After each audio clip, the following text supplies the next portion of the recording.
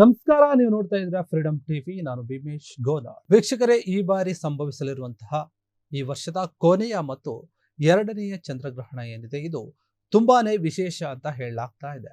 ಯಾಕಂದ್ರೆ ವೈದಿಕ ಜ್ಯೋತಿಷ್ಯ ಶಾಸ್ತ್ರದ ಪ್ರಕಾರ ಈ ವರ್ಷ ಪಿತೃಪಕ್ಷ ಸೆಪ್ಟೆಂಬರ್ 7ರಿಂದ ಪ್ರಾರಂಭ ಆಗುತ್ತೆ. ಈ ದಿನ ನ್ಯಾಯದಾನ ನೀಡುವ ಮತ್ತೆ ಕರ್ಮದಾನ ನೀಡುವಂತಹ ಶನಿ ದೇವರು ಏನಿದ್ದಾರೆ, ಅವರು ಸಂಚಾರವನ್ನ ಮಾಡ್ತಾರೆ ಅಂತ ಹೇಳಲಾಗ್ತಾ ಇದೆ.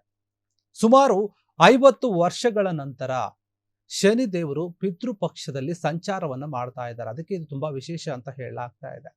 ಈ ಚಂದ್ರಗ್ರಹಣ ಏನಿದೆ, ಈ ಚಂದ್ರಗ್ರಹಣವು ಶನಿ ರಾಶಿಯಲ್ಲಿ ಸಂಭವಿಸ್ತಾ ಇದೆ ಈ ಬಾರಿ. ಆದ್ರಿಂದ ಕೆಲವು ರಾಶಿ ಚಕ್ರದ ಒಂದು ಚಿಹ್ನೆಗಳಿಗೆ ಅದೃಷ್ಟ ಇದೆ ಅಂತ ಹೇಳಲಾಗ್ತಾ ಇದೆ. ಸೆಪ್ಟೆಂಬರ್ 7ರ ಭಾನುವಾರ ರಾತ್ರಿ 9:58 ಸರಿಯಾಗಿ ಈ ಒಂದು ಚಂದ್ರಗ್ರಹಣ ಆರಂಭ ಆಗುತ್ತೆ. ಆರಂಭ ಆಗಿ ಸೆಪ್ಟೆಂಬರ್ 8ನೇ ತಾರೀಕು ರಾತ್ರಿ 1:26 ಮುಗಿಯುತ್ತೆ ಈ ಚಂದ್ರಗ್ರಹಣ. ಇನ್ನು ಜ್ಯೋತಿಷ್ಯ ಶಾಸ್ತ್ರದ ಪ್ರಕಾರ ಸೆಪ್ಟೆಂಬರ್ 7ರಿಂದ ಗೋಚರಿಸುವಂತಹ ಈ ಚಂದ್ರಗ್ರಹಣ ಏನಿದೆ, ಸಂಪೂರ್ಣವಾಗಿ ಕೆಂಪು ಬಣ್ಣದಲ್ಲಿ ಕಾಣ್ತಾನೆ ಚಂದ್ರಾವತ್ ಅಂತ ಹೇಳ್ತಾರೆ. ಇದನ್ನ ಬ್ಲಡ್ ಮೂನ್ ಅಂತ ಸಹ ಕರೀತಾರೆ. ಹಾಗಾದ್ರೆ ಈ ಬ್ಲಡ್ ಮೂನ್ ಅಂದ್ರೆ ಏನು, ಇದು ಯಾವ ತರ ಆಗುತ್ತೆ ಅಂತ ನೋಡ್ಬಿಡೋದಾದ್ರೆ ನೋಡಿ, ಈ ಸಂಪೂರ್ಣ ಒಂದು ಚಂದ್ರಗ್ರಹಣ ಏನಿದೆ 82 ನಿಮಿಷ ನಮ್ಗೆ ಕಾಣೋಕೆ ಸಿಗುತ್ತೆ. ಆ 82 ನಿಮಿಷಗಳ ಕಾಲ ಏನಾಗುತ್ತೆ ಅಂತಂದ್ರೆ ನಮಗೆ ಕೆಂಪು ಬಣ್ಣದಲ್ಲಿ, ಅಂದ್ರೆ ರಕ್ತ ಕೆಂಪು ಬಣ್ಣದಲ್ಲಿ ಚಂದ್ರ ಕಾಣ್ತಾ ಇರ್ತಾನೆ. ಇನ್ನು ಭೂಮಿಯು ಸೂರ್ಯ ಮತ್ತು ಚಂದ್ರನ ನಡುವೆ ನೇರವಾಗಿ ಹಾದು ಹೋದಾಗ ಈ ಒಂದು ವಿದ್ಯಮಾನ ಅಥವಾ ಚಂದ್ರಗ್ರಹಣ ಏನಿದೆ ಇದು ಸಂಭವಿಸುತ್ತೆ. ಇದು ಪೂರ್ತಿಯಾಗಿ ಅಂತಂದ್ರೆ 5 ಗಂಟೆ ಒಳಗೆ, ಅಂದ್ರೆ 5 ಗಂಟೆ ತನಕ ಇರುತ್ತೆ ಈ ಒಂದು ಚಂದ್ರಗ್ರಹಣ. ಅದರಲ್ಲಿ ನಾವು 82 ನಿಮಿಷ ಕೆಂಪು ಕಲರ್ ಅಲ್ಲಿ ನೋಡ್ತೀವಿ ಚಂದ್ರನ.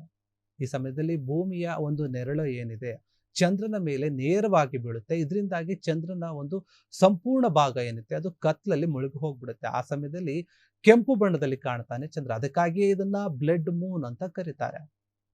ಇನ್ನು ಈ ಒಂದು ಚಂದ್ರ ಏನಿದ್ದಾನೆ, ಇದು ಚಂದ್ರ ಕೆಂಪು ಬಣ್ಣದಲ್ಲಿ ಕಾಣೋಕೆ ಒಂದು ಸೈನ್ಸ್ ಅಲ್ಲಿ ಕೂಡ ಒಂದು ಪದವನ್ನ ಹೇಳ್ತಾರೆ, ರೇಲಿ ಸ್ಕ್ಯಾಟರಿಂಗ್ ಅನ್ನುವಂತಹ ಒಂದು ಘಟನೆಯಿಂದ ಈ ಒಂದು ಚಂದ್ರಗ್ರಹಣ ಸಂಭವಿಸುತ್ತೆ ಅಂತ ಹೇಳ್ತಾರೆ ಸೈನ್ಸ್ ನ ಒಂದು ಪ್ರಕಾರ ನೋಡೋದಾದ್ರೆ. ಇನ್ನು ವರ್ಷದ ಕೊನೆಯ ಮತ್ತು ಎರಡನೇ ಚಂದ್ರಗ್ರಹಣ ಏನಾಗಿದೆ, ಇದು ಭಾರತದಲ್ಲಿ ಕೂಡ ಈ ಬಾರಿ ನೋಡೋಕೆ ಸಿಗುತ್ತೆ. ಈ ಒಂದು ಚಂದ್ರಗ್ರಹಣದ ಒಂದು ಸ್ಥಿತಿಯಲ್ಲಿ ಏನಾಗುತ್ತೆ, ಸೂತಕದ ಅವಧಿ ಅಂತ ಹೇಳಲಾಗುತ್ತೆ. ಆಗ ಸೂತಕದ ಅವಧಿ ಇರುತ್ತೆ. ಚಂದ್ರಗ್ರಹಣ ಈ ಬಾರಿ ಭಾದ್ರಪದ ಮಾಸದ ಹುಣ್ಣಿಮೆಯ ದಿನದಂದು ನಡೀತಾ ಇದೆ. ಇದರೊಂದಿಗೆ ಪಿತೃಪಕ್ಷವು ಕೂಡ ಆರಂಭ ಆಗ್ತಾ ಹೋಗುತ್ತೆ. ಈ ಎರಡನೇ ಚಂದ್ರಗ್ರಹಣ ಎಂದೇ ಶನಿ ರಾಶಿ ಕುಂಭದಲ್ಲಿ ನಡೀತಾ ಇದೆ. ಇದರೊಂದಿಗೆ ಚಂದ್ರನು ಪೂರ್ವ ಭಾದ್ರಪದ ಮತ್ತೆ ಶತಭಿಷ ನಕ್ಷತ್ರದಲ್ಲಿ ನಡೀತಾ ಇರುವಂಥದ್ದು. ಇಂತಹ ಪರಿಸ್ಥಿತಿಯಲ್ಲಿ ಅದರ ಪರಿಣಾಮ 12 ರಾಶಿಗಳ ಮೇಲೆ, ಅದು ಜನರ ಜೀವನದ ಮೇಲೆ ಕಂಡು ಬರುತ್ತೆ ಅಂತ ಹೇಳಲಾಗುತ್ತೆ. ಆದ್ರೆ 12 ರಾಶಿಗಳಲ್ಲಿ ಕೆಲವು ರಾಶಿಗಳ ಒಂದು ಜೀವನದಲ್ಲಿ ಸಕಾರಾತ್ಮಕ ಬದಲಾವಣೆಗಳು ಆಗ್ತಾ ಇದೆ, ಅಂದ್ರೆ ಒಳ್ಳೆಯದಾಗ್ತಾ ಇದೆ, ಅವರಿಗೆ ಒಂದು ಫಲ ಸಿಗುತ್ತೆ, ಫಲವನ್ನ ಕೊಡುತ್ತೆ ಈ ಒಂದು ಚಂದ್ರಗ್ರಹಣ ಅಂತ ಹೇಳಲಾಗ್ತಾ ಇದೆ. ಅದರ ಪರಿಣಾಮ ಹೆಚ್ಚಾಗಿರುತ್ತೆ ಈ ಒಂದು ಕೆಲವು ರಾಶಿಗಳ ಮೇಲೆ ಅಂತ ಹೇಳಲಾಗುತ್ತೆ. ಹಾಗಾದ್ರೆ ಆ ರಾಶಿಗಳು ಯಾವುದು, ಅದರ ಮೇಲೆ ಯಾವ ರೀತಿಯಾಗಿ ಇದು ಪ್ರಭಾವವನ್ನ ಬೀರುತ್ತೆ ಅಂತ ನೋಡ್ಬಿಡೋದಾದ್ರೆ, ಮೊದಲನೇದಾಗಿ ವೃಶ್ಚಿಕ ರಾಶಿ ಅಂತ ಹೇಳಲಾಗುತ್ತೆ. ವೃಶ್ಚಿಕ ರಾಶಿಯವರಿಗೆ ಶನಿಯು ಹಿಮ್ಮುಖ ಸ್ಥಿತಿಯಲ್ಲಿ ಸಕಾರಾತ್ಮಕವಾಗಿ ಬರ್ತಾ ಇರೋದ್ರಿಂದ, ಯಾಕಂದ್ರೆ ಶನಿ ನಿಮ್ಮ ಒಂದು ರಾಶಿ ಏನಿದೆ, ಅಂದ್ರೆ ಈ ರಾಶಿಯವರು ಯಾರಿದ್ದಾರೆ ಅವರ ಒಂದು ಚಿಹ್ನೆಯಲ್ಲಿ 5ನೇ ಮನೆಯಲ್ಲಿ ಹಿಮ್ಮುಖ ಸ್ಥಾನದಲ್ಲಿ ಸಾಕ್ತಾ ಇರ್ತಾನೆ ಶನಿ. ಆದ್ರಿಂದ ಈ ಒಂದು ಸಮಯದಲ್ಲಿ ನಿಮ್ಮ ಮಕ್ಕಳಿಗೆ ಸಂಬಂಧಿಸಿದಂತಹ ಒಂದು ಒಳ್ಳೆಯ ಸುದ್ದಿಗಳನ್ನ ನೀವು ಪಡೆಯೋಕೆ ಕಾರಣ ಆಗುತ್ತೆ ಅಂತ ಹೇಳ್ತಾರೆ. ಅಂದ್ರೆ ನಿಮ್ಮ ಮಕ್ಕಳಿಗೆ ಸಂಬಂಧಪಟ್ಟ ಹಾಗೆ ಮದುವೆ ವಿಚಾರ ಆಗಿರ್ಬೋದು, ಕೆಲಸದ ವಿಚಾರ ಆಗಿರ್ಬೋದು, ಓದಿನ ವಿಚಾರಗಳಲ್ಲಿ ಬೇರೆ ಯಾವುದೋ ಒಂದು ದೊಡ್ಡ ದೊಡ್ಡ ಕಾಲೇಜುಗಳಿಗೆ ಸೀಟ್ ಸಿಗಬೇಕಂತ ನೀವು ಏನಾದ್ರು ಕಾಯ್ತಾ ಇದ್ರೆ ಆ ವಿಚಾರದಲ್ಲಿ ನಿಮಗೆ ಒಂದು ಸಿಹಿ ಸುದ್ದಿ ಸಿಗುತ್ತೆ ಅಂತ ಹೇಳ್ತಾರೆ. ಇನ್ನು ಕುಟುಂಬದೊಂದಿಗೆ ಸಮಯನ ಕಳಿತೀರಿ, ಸಂತೋಷವಾಗಿರ್ತೀರಿ ಅಂತ ಹೇಳ್ತಾರೆ. ಯಾಕಂದ್ರೆ ನೀವು ಕುಟುಂಬದ ಜೊತೆಗೆ ಅನೇಕ ದಿನಗಳಿಂದ ಎಲ್ಲಾದ್ರೂ ಒಂದು ಟ್ರಿಪ್ ಹೋಗ್ಬೇಕು ಅಂತ ಏನಾದ್ರು ಪ್ಲಾನ್ ಮಾಡ್ತಾ ಇದ್ರೆ, ಇಲ್ಲ ಏನೋ ಒಂದು ಸಮಾರಂಭಗಳಿಗೆ ಹೋಗ್ಬೇಕಂತ ಏನಾದ್ರೆ ಅದು ಕೂಡ ಆಗುತ್ತೆ ಅಂತ ಹೇಳ್ತಾರೆ. ಇನ್ನು ಬಾಕಿ ಇರುವಂತಹ ಕೆಲಸಗಳು ಸಂಪೂರ್ಣಗೊಳ್ಳುತ್ತೆ. ಅದರಿಂದ ನಿಮಗೆ ದುಡ್ಡು ಬರುವಂತಹ ಒಂದು ಸಾಧ್ಯತೆ ಕೂಡ ಇದೆ. ಏನಾದ್ರೂ ಅನೇಕ ದಿನಗಳಿಂದ ನೀವು ಕಾಯ್ತಾ ಇರ್ತೀರಿ, ಎಲ್ಲೋ ಒಂದ್ ಕಡೆಯಿಂದ ದುಡ್ಡು ಬರ್ತಿರ್ಬೇಕು, ಯಾರ ಹತ್ರನೂ ಸಾಲ ಕೊಟ್ಟಿರ್ತಾರೆ, ಏನೋ ಒಂದು ಕೆಲಸಕ್ಕೆ ಕೈ ಹಾಕಿರ್ತಾರ, ಅದರಿಂದ ದುಡ್ಡು ಬರೋದು ತುಂಬಾ ದಿನಗಳನ್ನು ನಿಂತ್ಕೊಂಡು ಹೋಗಿರುತ್ತೆ. ಅದು ಕೂಡ ಈ ಒಂದು ಸಮಯದಲ್ಲಿ, ಈ ಒಂದು ಚಂದ್ರಗ್ರಹಣದ ಒಂದು ಪ್ರಭಾವದಿಂದ ನಿಮಗೆ ದುಡ್ಡು ಕೂಡ ಬರುವಂತಹ ಸಂಭವ ಇದೆ ಅಂತ ಹೇಳಲಾಗ್ತಾ ಇದೆ. ಇನ್ನು ನಂತರ ಮೀನರಾಶಿ. ಈ ಒಂದು ಮೀನರಾಶಿ ಏನಿದೆ, ಈ ಮೀನರಾಶಿ ಅವರಿಗೆ ಶನಿ ಹಿಮ್ಮುಖ ಒಂದು ಚಲನೆ ಶುಭದಾಯಕ ಅಂತ ಹೇಳ್ತಾರೆ. ಯಾಕಂತಂದ್ರೆ ಶನಿಯು ನಿಮ್ಮ ಒಂದು ದಾಂಪತ್ಯದ ಜೀವನದಲ್ಲಿ ಒಂದು ಒಳ್ಳೆಯ ಒಂದು ಬೆಳವಣಿಗೆಯನ್ನ ಕೊಡ್ತಾನೆ. ಆದ್ರಿಂದ ಈ ಸಮಯದಲ್ಲಿ ನೀವು ಹೆಚ್ಚು ಜನಪ್ರಿಯ ಆಗ್ತಾ ಹೋಗ್ತೀರಿ.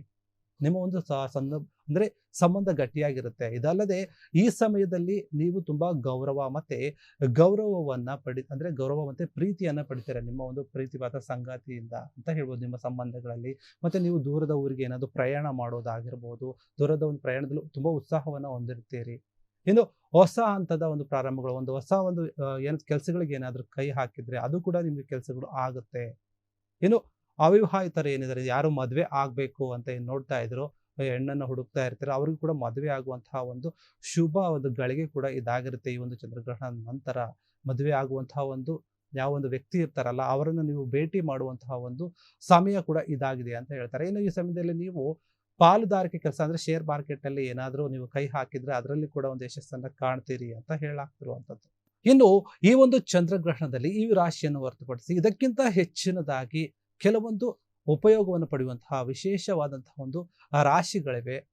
ಆ ಒಂದು ರಾಶಿಗಳಿಗೆ ಯಾವ ರೀತಿಯಾಗಿ ವಿಶೇಷ ಒಂದು ಫಲ ಸಿಗುತ್ತೆ ಅಂತ ಹೇಳೋದಾದ್ರೆ ಅದು 3 ರಾಶಿ ಇದೆ. ಅದರಲ್ಲಿ ಮೊದಲನೇದಾಗಿ ಮಕರ ರಾಶಿ ಅಂತ ಹೇಳ್ತಾರೆ. ಮಕರ ರಾಶಿಗೆ ಈ ವರ್ಷದ ಒಂದು ಕೊನೆಯ ಚಂದ್ರಗ್ರಹಣ ಏನಿದೆ ಅವರಿಗೆ ಅತ್ಯಂತ ಫಲದಾಯಕವಾಗಿರುವಂಥದ್ದು. ಮಕರ ರಾಶಿಯ ಜನರು ಉದ್ಯೋಗ ಆಗಿರಬಹುದು, ವ್ಯವಹಾರ ಆಗಿರಬಹುದು, ಅಥವಾ ಇನ್ನು ಇತರೆ ಒಂದು ದೈಹಿಕ ಸಮಸ್ಯೆಗಳೇನಿರುತ್ತೆ ಅವೆಲ್ಲ ಕೂಡ ಪರಿಹಾರ ಆಗುತ್ತೆ ಅಂತ ಹೇಳ್ತಾರೆ. ಯಾಕಂದ್ರೆ ಉದ್ಯೋಗದಲ್ಲಿ ಅವರಿಗೆಲ್ಲ ಬೇರೆ ಒಂದು ಪ್ರಮೋಷನ್ ಸಿಗೋದಾಗಿರ್ಬೋದು, ಏನಾದರೂ ಬಿಸ್ನೆಸ್ ಮಾಡ್ತಾ ಇದ್ರೆ ಅದರಲ್ಲಿ ಒಂದು ಹೆಚ್ಚಿನ ಲಾಭ ಬರೋದಾಗಿರ್ಬಹುದು, ಈ ರೀತಿಯಾದಂತಹ ಒಂದು ಬೆಳವಣಿಗೆ ಆಗುತ್ತೆ ಈ ಒಂದು ಚಂದ್ರಗ್ರಹಣದಿಂದ ಅಂತ ಹೇಳ್ತಾರೆ. ಇನ್ನು ಇದ್ರ ಜೊತೆಗೆ ದೀರ್ಘಕಾಲದ ಯಾತನೆ ಮತ್ತು ಮಾನಸಿಕ ಒತ್ತಡ ಏನಿರುತ್ತೆ ಅದು ಕೂಡ ಪರಿಹಾರ ಆಗುತ್ತೆ. ಏನಾದರೂ ಒಂದು ನಿಮ್ಮ ಮನಸ್ಸಲ್ಲಿ ಬಹಳ ದಿನದಿಂದ ವರ್ಷಗಳಿಂದ ಒಂದು ಕೆಲವೊಂದು ಚಿಂತೆಗಳು ಕಾಡ್ತಾ ಇರುತ್ತೆ, ನೋವುಗಳು ಕಾಡ್ತಾ ಇರುತ್ತೆ, ಅದು ಕೂಡ ದೂರವಾಗುವಂತಹ ಸಮಯ ಇದು ಅಂತ ಹೇಳ್ತಾರೆ ಈ ಒಂದು ಜ್ಯೋತಿಷ್ಯ ಶಾಸ್ತ್ರದಲ್ಲಿ. ಇನ್ನು ಹಣಕಾಸಿನ ವಿಚಾರಗಳು ಏನಿದೆ ಅದು ಕೂಡ ಸುಧಾರಿಸ್ತಾ ಹೋಗುತ್ತೆ. ಮತ್ತೆ ಹೊಸ ಆದಾಯದ ಮೂಲಗಳು ನಿಮಗೆ ಬರ್ತಾ ಹೋಗ್ತವೆ. ಏನಾದರೂ ಒಂದು ದುಡ್ಡಿನ ಸಮಸ್ಯೆ ಇದ್ರೆ ತುಂಬಾ ದಿನದ ದುಡ್ಡು ಕೈಗೆ ನಿಮ್ಗೆ ಬರ್ತಾ ಇಲ್ಲ ಅಂತಂದ್ರೆ ಅದು ಕೂಡ ದುಡ್ಡು ಬರುವಂತಹ ಸಾಧ್ಯತೆ ಇದೆ. ಹೊಸ ಹೊಸ ಒಂದು ಮೂಲಗಳಿಂದ ನಿಮಗೆ ದುಡ್ಡುಗಳು ಬರೋಕೆ ಶುರುವಾಗುತ್ತೆ. ಹಳೆಯ ವಿಚಾರಗಳು ಏನಾದ್ರು ನಿಂತ್ಕೊಂಡು ಹೋಗಿದ್ದ ದುಡ್ಡಿನ ಕೆಲಸಗಳು ಅದು ಬರೋಕೆ ಶುರುವಾಗುತ್ತೆ. ಇನ್ನು ಉದ್ಯೋಗಿಗಳಿಗೆ ಪ್ರಮೋಷನ್ ಕೂಡ ಸಿಗುತ್ತೆ ಅಂತ ಹೇಳಲಾಗ್ತಾ ಇದೆ ಈ ಒಂದು ವಿಚಾರದಲ್ಲಿ. ಇನ್ನು ಅನೇಕ ಹೊಸ ಅವಕಾಶಗಳು ಸಿಗ್ತಾ ಹೋಗುತ್ತೆ ನಿಮಗೆ.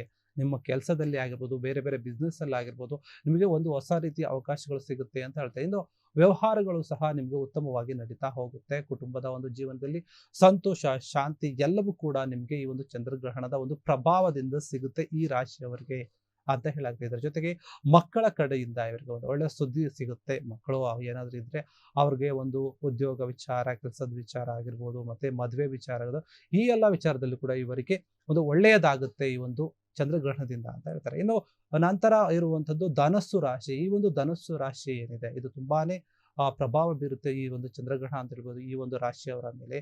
ಧನಸ್ಸು ರಾಶಿಯವರಿಗೆ ಬಹಳ ಒಂದು ಶುಭವನ್ನ ಕೊಡುತ್ತೆ ಈ ಚಂದ್ರಗ್ರಹಣ.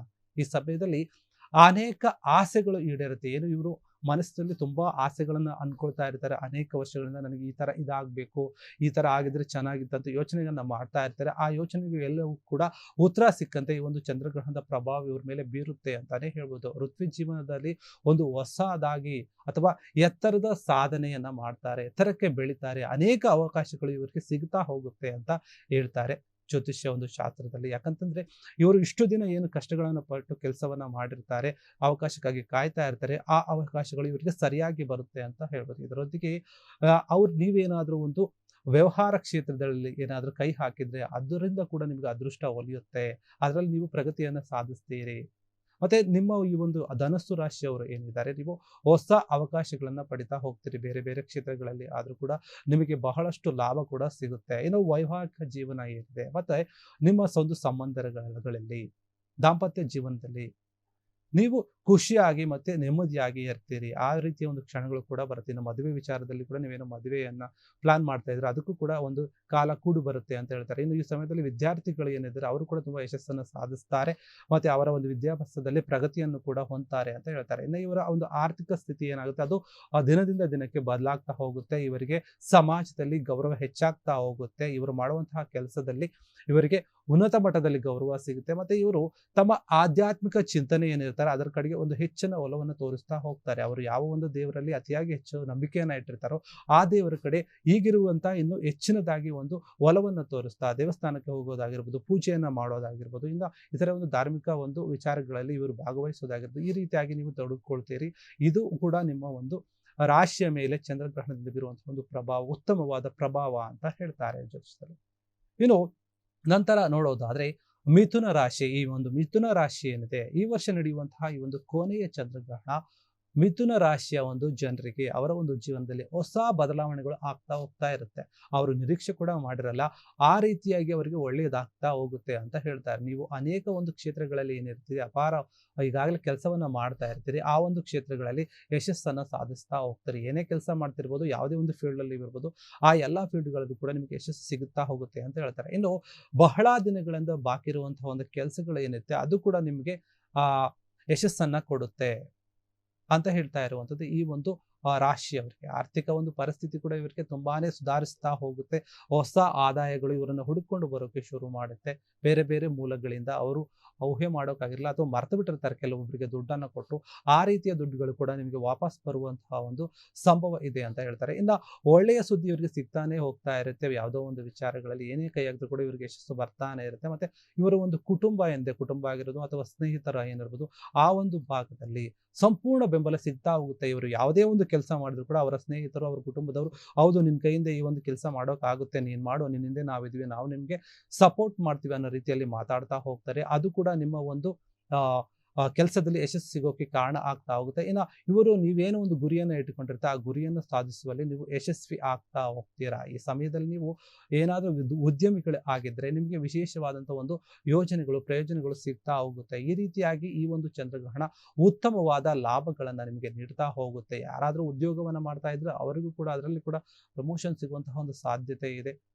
ನೀವೇ ಒಂದು ಹೊಸದಾಗಿ ಏನಾದರೂ ಒಂದು ಕಂಪನಿಯನ್ನು ಶುರು ಮಾಡುವಂತಹ ಒಂದು ಸಮಯ ಕೂಡ ಇದಾಗಿದೆ. ಇನ್ನು ಪ್ರಮೋಷನ್ ಜೊತೆಗೆ ನೀವು ಗೌರವವನ್ನು ಸಹ ಪಡಿತಾರೆ. ಇನ್ನು ಈ ಒಂದು ರಾಶಿಯವರು ಮುಖ್ಯವಾಗಿ ಒಂದು ಶಿಕ್ಷಣ ಕ್ಷೇತ್ರದಲ್ಲಿ, ಅಂದರೆ ಯಾರೆಲ್ಲ ಟೀಚರಲ್ಲಿ ಸ್ಕೂಲು ಅಥವಾ ಕಾಲೇಜ್ಗಳಲ್ಲಿ ನೀವು ಪ್ರೊಫೆಸರ್ ಆಗಿ, ಟೀಚರ್ ಆಗಿ ವರ್ಕ್ ಮಾಡ್ತಾ ಇರ್ತಿಲ್ಲ, ಅವರಿಗೆ ಕೂಡ ತುಂಬಾ ಒಂದು ಒಳ್ಳೆಯದು ಅಂತ ಹೇಳಲಾಗ್ತಿದೆ. ಯಾಕಂದ್ರೆ ನಿಮ್ಮ ಒಂದು ಕೆಲಸದಲ್ಲಿ ನೀವು ಕೂಡ ಒಂದು ಬಡ್ತಿಯನ್ನ ಪಡಿತೀರಿ. ಇದರ ಜೊತೆಗೆ ಸ್ಪರ್ಧಾತ್ಮಕ ಪರೀಕ್ಷೆಗಳಿಗೆ ಯಾರೊಂದು ತಯಾರಿಯನ್ನ ಮಾಡ್ಕೊಳ್ತಾ ಇರ್ತೀರಿ, ಇನ್ನು ಕಾಂಪಿಟೇಟಿವ್ ಎಕ್ಸಾಮ್ಗೆ ಓದ್ತಾ ಇರ್ತೀರಿ, ಸರ್ಕಾರಿ ಕೆಲಸಗಳನ್ನ ತಗೋಬೇಕಂತ ತಯಾರು ಮಾಡ್ತಾ ಇರ್ತೀರಿ, ನೀವು ಓದ್ತಾ ಇರ್ತೀರಿ, 4-5 ವರ್ಷಗಳಿಂದ ಶ್ರಮಪಟ್ಟು ಕಷ್ಟಪಟ್ಟು ಓದ್ತಾ ಇರ್ತಿಲ್ಲ, ಅಂಥವ್ರಿಗೆ ಕೂಡ ಉದ್ಯೋಗ ಸಿಗುವಂತಹ ಒಂದು ಅವಕಾಶ ಇದೆ. ಗೌರ್ಮೆಂಟ್ ಜಾಬ್ ಕೂಡ ಸಿಗುವಂತಹ ಒಂದು ಅವಕಾಶ ಇದೆ. ನೀವು ಮಾಡಿದಂತಹ ಇಷ್ಟು ದಿನ ಒಂದು ಕೆಲಸಕ್ಕೆ, ನೀವು ಕಷ್ಟಕ್ಕೆ ಪ್ರತಿಫಲ ಸಿಗುವಂತಹ ಇದು ಒಂದು ಒಳ್ಳೆಯ ಸಮಯ ಅಂತ ಹೇಳಾಗುತ್ತೆ. ಹೀಗಾಗಿ ಇಷ್ಟು ಜನ ಏನು ನಾವು ಆ ರಾಶಿಗಳು ಹೇಳ್ತೀವಿ, ಆ ರಾಶಿಯವರಿಗೆ ತುಂಬಾ ಒಳ್ಳೆಯದಾಗ್ತಾ ಹೋಗುತ್ತೆ. ಇನ್ನು ಈ ತರ ಒಂದು ರಾಶಿಗಳಿಗೆ ಇದಕ್ಕಿಂತ ಕಡಿಮೆ ಒಂದು ಪ್ರಮಾಣದಲ್ಲಿ ಲಾಭ ಇದ್ರೂ ಕೂಡ ಈ ಒಂದು ರಾಶಿಯವರಿಗೆ ಹೆಚ್ಚಿನದಾಗಿ ಒಂದು ಲಾಭ ಇದೆ ಅಂತ ಹೇಳಲಾಗುತ್ತೆ ಈ ಒಂದು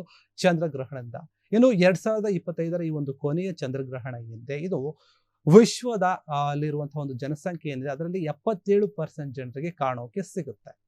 ಅದು ಯಾವುದು ಎಲ್ಲಿ ಅಂತ ನೋಡ್ಬಿಡಿದ್ರೆ ಏಷ್ಯಾದಲ್ಲಿ ಆಗಿರ್ಬೋದು, ಇಡೀ ಏಷ್ಯಾ ಒಂದು ಖಂಡದಲ್ಲಿ, ಆಸ್ಟ್ರೇಲಿಯಾ, ಆಫ್ರಿಕಾ, ಯುರೋಪ್ ಆಗಿರ್ಬೋದು, ಈ ಒಂದು ಕಡೆಯಲ್ಲಿ ಇದು ಗೋಚರಿಸ್ತಾ ಹೋಗುತ್ತೆ. ಆದ್ರೆ ಯುರೋಪ್ ಮತ್ತೆ ಆಫ್ರಿಕಾದಲ್ಲಿ ಏನಿದೆ ಇದು ಒಂದು ಪೂರ್ಣ ಪ್ರಮಾಣದಲ್ಲಿ ಚಂದ್ರ ಕಾಣಲ್ಲ. ಒಂದು ಸೈಡ್ ಅಲ್ಲಿ ಮಾತ್ರ ಚಂದ್ರ ಕಾಣಿಸುವಂತ ಒಂದು ಸಾಧ್ಯತೆ ಇರುವಂತ. ಹೀಗಾಗಿ ವೀಕ್ಷಕರೇ ಏನಾಗಿದೆ ಅಂದ್ರೆ ಈ ವರ್ಷ ಸಂಭವಿಸುವಂತಹ ಒಂದು ಚಂದ್ರಗ್ರಹಣ ಏನಿದೆ, ಈ ಒಂದು ಚಂದ್ರಗ್ರಹಣ ತುಂಬಾ ವಿಶೇಷ ಅಂತ ಹೇಳಲಾಗ್ತದೆ. ಯಾಕಂತಂದ್ರೆ 50 ವರ್ಷಗಳ ನಂತರ ಶನಿ ಒಂದು ಸಂಚಾರವನ್ನ ಮಾಡ್ತಾ ಇರೋದ್ರಿಂದ ಇದು ಒಂದು ಅನೇಕ ಒಂದು ವಿಚಾರಗಳಿಗೆ, ರಾಶಿಯ ಒಂದು ಜನರಿಗೆ ಉತ್ತಮ ಒಂದು ಫಲವನ್ನು ನೀಡುವಂತಹ ಒಂದು ಚಂದ್ರಗ್ರಹಣ ಆಗಿ ಈಗ ಗೋಚರಿಸ್ತಾ ಇದೆ ಅಂತ ಹೇಳ್ತಾ ಇದ್ದಾರೆ. ಇದೇ ಸೆಪ್ಟೆಂಬರ್ 7ನೇ ತಾರೀಕಿಂದ ಶುರುವಾಗುತ್ತೆ, 8ನೇ ತಾರೀಕು ಮಧ್ಯರಾತ್ರಿ ಮುಗಿಯುತ್ತೆ ಈ ಒಂದು ಚಂದ್ರಗ್ರಹಣ. ಹೀಗಾಗಿ ಇದಿಷ್ಟು ಈ ಒಂದು ಚಂದ್ರಗ್ರಹಣಕ್ಕೆ ಸಂಬಂಧಪಟ್ಟಂತಹ ವಿಚಾರ ಆಗಿತ್ತು. ನೋಡ್ತಾ ಇರಿ ಫ್ರೀಡಮ್ ಟಿವಿ, ಇದು ಜನಸಾಮಾನ್ಯರ ಶಕ್ತಿ.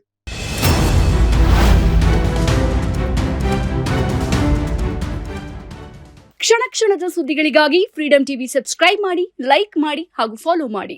ಹೊಸ ಸುದ್ದಿಗಳ ನೋಟಿಫಿಕೇಶನ್ಗಾಗಿ ಬೆಲ್ ಐಕಾನ್ ಮೇಲೆ ಕ್ಲಿಕ್ ಮಾಡಿ.